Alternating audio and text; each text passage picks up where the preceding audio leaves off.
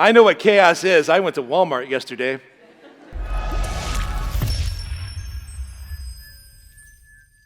Again, welcome to all of our visitors. If you're a regular worshiper here at St. Elizabeth Seton and you were here last Sunday, you learned what is not my favorite Christmas song. So I thought I'd talk tonight again about what I think might be my favorite Christmas. I don't know. I mean, there's like a bunch of them. They're all on my mind. I love O Holy Night. I love, of course, O Come All Ye Faithful that we've already sung. But on my mind lately, for my prayer and for everything for Christmas, has been a song that we're going to sing later on, and that's Hark the Herald Angels Sing. And I look at it not only because it's so lyrically beautiful with lines like, veiled in flesh the Godhead see, hail the incarnate deity, pleased as man with men to dwell, Jesus our Emmanuel. Or that it proclaims him as the one who is risen with healing in his wings, the one who's born that men no more may die, the one who's come to reconcile us to the Father. And all these beautiful things stir up the beauty of Christmas in me. But I have to be fair. I think that one of the reasons why that's really my favorite song, or one of them at least, is because it's nostalgic and it reminds me of the movie It's a Wonderful Life. And I know people have feelings about movies, but I got to tell you, that one never gets old with me. Now, for those of you that are younger, you might not know, but they used to play that about every hour on the hour from October to February on cable television. And I would watch it constantly. It never stopped being an old story. It never was an old story to me. And for those of you who don't know, I'll give you the gist of it. A man named George Bailey, very kind man, good to others, finds himself in a dire, terrible financial situation on Christmas Eve and begins to wonder if the world would be better off without him. Into which his guardian angel named Clarence shows up and shows him what life would be like without him. Clarence brought lights into the darkness of George's heart. And that, my brothers and sisters, is exactly what this beautiful Christmas is about. Behold, says the prophet Isaiah, the people who have walked in darkness have seen a great light. Jesus Christ comes to us as light, as the Prince of Peace, to bring light into a world that's often dark and sometimes scary. And sometimes it seems like the world is getting scarier and scarier every day, amen?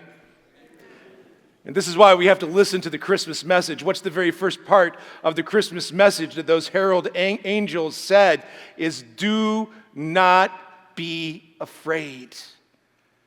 Christ tells us that we do not have to fear anything that this world ever brings. I was watching YouTube. I spend way too much time watching YouTube, by the way. Way too much. I mean, you ever done that where you're ready to go to bed and you find yourself on your phone and it's like 2 hours later? That's me. Social media and ADHD are terrible combinations. They get you going. So I was watching, and a reel came up of someone who had left ministry in the Catholic Church. It was very, very sad.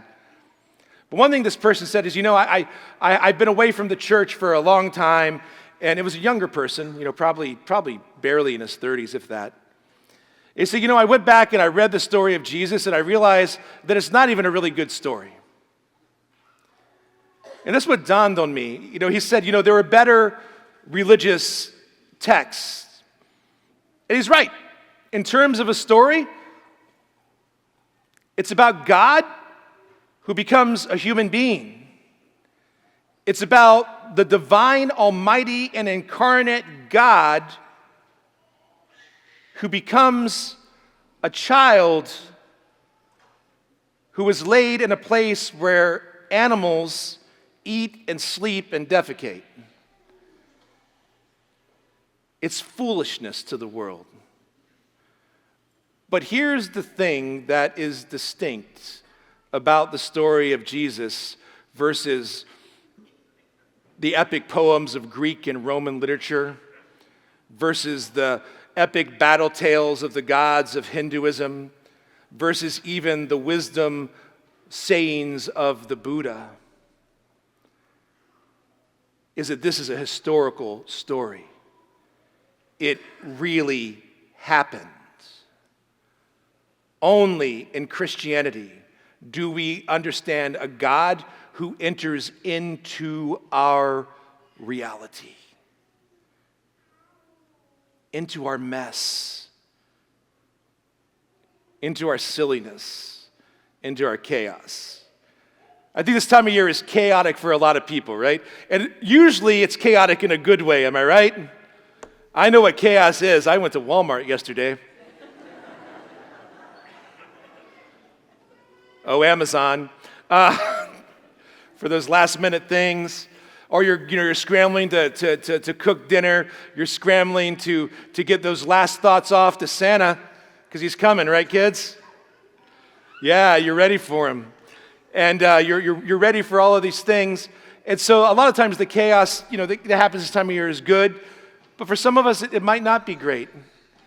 Some of us, our families can't be together for a number of reasons. Sometimes very tragic and very sad circumstances. Sometimes very ordinary circumstances. Some of us are longing for Christmas that we had when we were a child. We're like Cindy Lou Who singing, "Where Are You, Christmas?" But Christmas is here.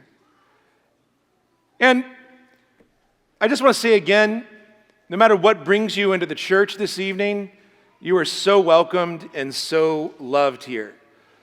Whether you came here because it's been a while since you've been to church, maybe you've never been before, or maybe this is the only way Grandma was going to give you a Christmas present, it's okay. It's okay. You're a guest and you're welcome. I think a lot of us might wonder, and might even say, I'm not an especially religious person. Is this for me? Is the Christmas message for me? Is Jesus Christ for me? And the answer is yes. Whether you're struggling with the teaching of the church, whether you're struggling with reconciling gospel values with your political views, whether you're struggling with an addiction or flirting with a lifestyle that is not typically understood to be Christian, whether you've been shamed by the church in the past, hurt or wounded, Christmas is for you. It's amazing that the first person those herald angels visited, the first people, were those shepherds. They weren't the corporate executives of the time. They were the burger flippers, if you will. The ditch diggers. The agrarian staple that was necessary for society, but that no one really wanted to be around. Yet at the same time, they were esteemed throughout all of the scriptures as a symbol of God's relationship with his people. The mystery of Jesus and the thing that makes it unique and different is that Jesus didn't come to the rich and powerful king. In fact, if you remember, the rich and powerful king wanted him dead. Jesus came as poor to the poor in order to bring a message of hope and life to all of us. Again, I say that we take to heart the message of the angel, do not be afraid. But many of us might say, it's all well to talk about peace and hope, but there's not peace on earth. So what difference does Jesus Christ make? What has Jesus accomplished? We know Jesus was real. There's more historical evidence for the proof of Jesus Christ than there is for Julius Caesar. We know he was here. We know he was real. And I hope that at least most of us in this church have come to believe that he's God incarnate, come to save us. But you might say, that's all well and good on the pages of your theology, but there's still terrible, evil, horrible things in this world, and there's still some messed up things that I'm going through in my own life. What did Jesus do? I'd like to quote from one of my favorite authors, Pope Benedict XVI, in his work, Jesus of Nazareth. What did Jesus Christ actually bring, if not world peace, universal prosperity, and a better world? What has he brought? The answer is very simple. God. He has brought God.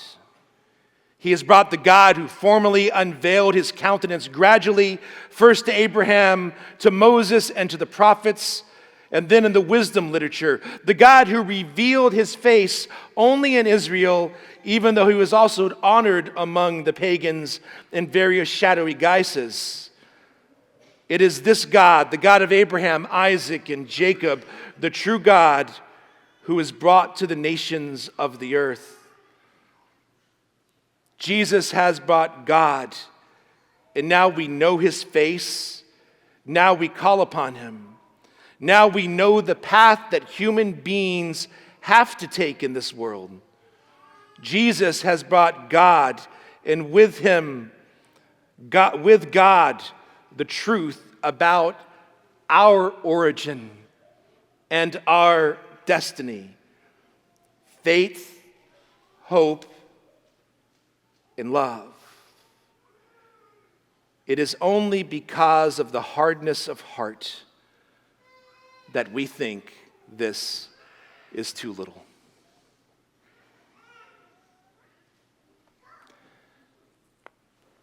Jesus came as a gift to you and me.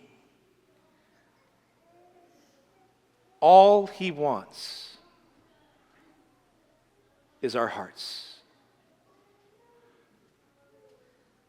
I invite all of us in our hearts at this moment to kneel before the crib and to behold the mystery of a God who loves us so much that he came upon us as this little tiny baby with cute little baby feet, cute little baby hands, maybe crying, maybe screaming. But right now I can tell you he's crying because he wants you to pick him up. He wants you to embrace him. He wants you to take him into your heart, into your home, and into your life.